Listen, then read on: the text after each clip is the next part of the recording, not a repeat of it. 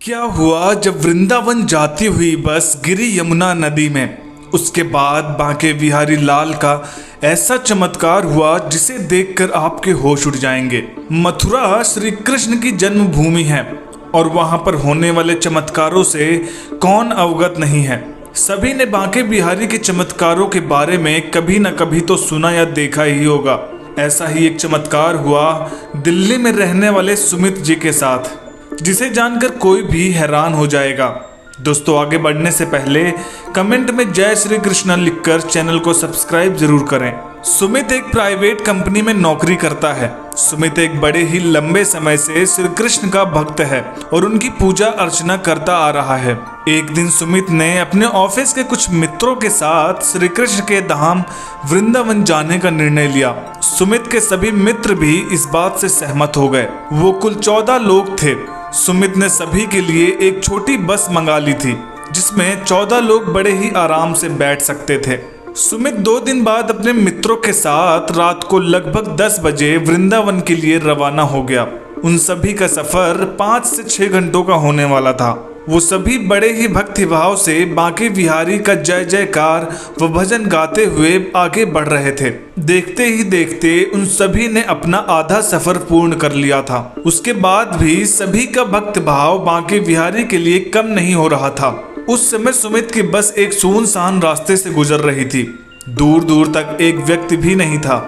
सुमित को बस के ड्राइवर ने बताया कि यहाँ कुछ चोर लुटेरे रहते हैं जो कि रात में जा रही गाड़ियों को रोककर लूटपाट करते हैं। सभी ये सुनकर काफी भयभीत हो गए।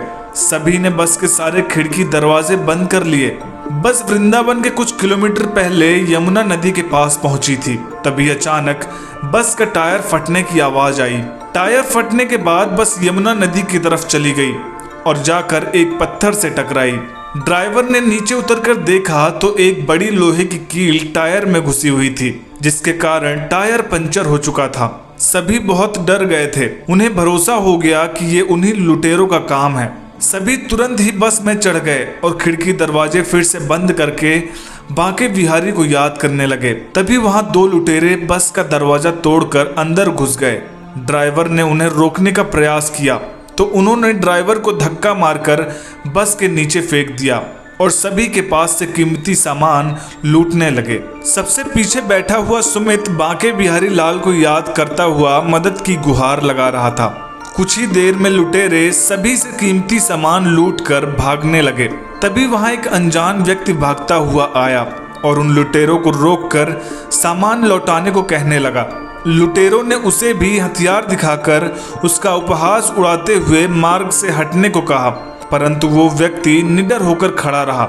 उस व्यक्ति ने उसमें से एक लुटेरे को माथे पर स्पर्श किया, परंतु फिर जो हुआ वो देखकर बस में मौजूद सभी हैरान हो गए। लुटेरा व्यक्ति के स्पर्श मात्र से जमीन पर गिर गया और उसके हाथ पैर अकड़ गए।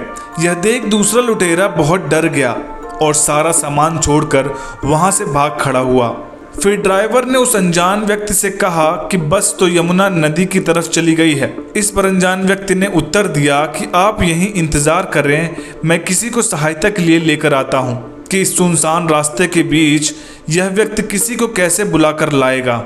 सभी बस के अंदर बैठे उस व्यक्ति का इंतजार करने लगे और किसी को पता ही नहीं चला कि कैसे सभी की आंखें लग गई। कुछ 30 मिनट के बाद सुमित की आंख खुली। उसने बस से नीचे उतरकर उस व्यक्ति को ढूंढने का प्रयास किया, परंतु उसे वहां कोई नजर नहीं आया। तभी उसकी नजर बस पर पड़ी जो कि बिल्कुल रोड पर खड़ी हुई थी और उसका पंचर भी ठीक हो चुका था। ये देखकर सुमित आश्चर्य में पड़ गया।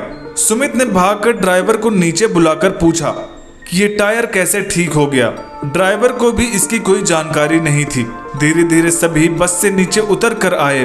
किसी को ये समझ नहीं आ रहा था कि ऐसे भयानक अंधेरे और सुनसान रास्ते में वो व्यक्ति आया कहां से, साथ ही बस का पंचर भी कैसे ठीक हो गया।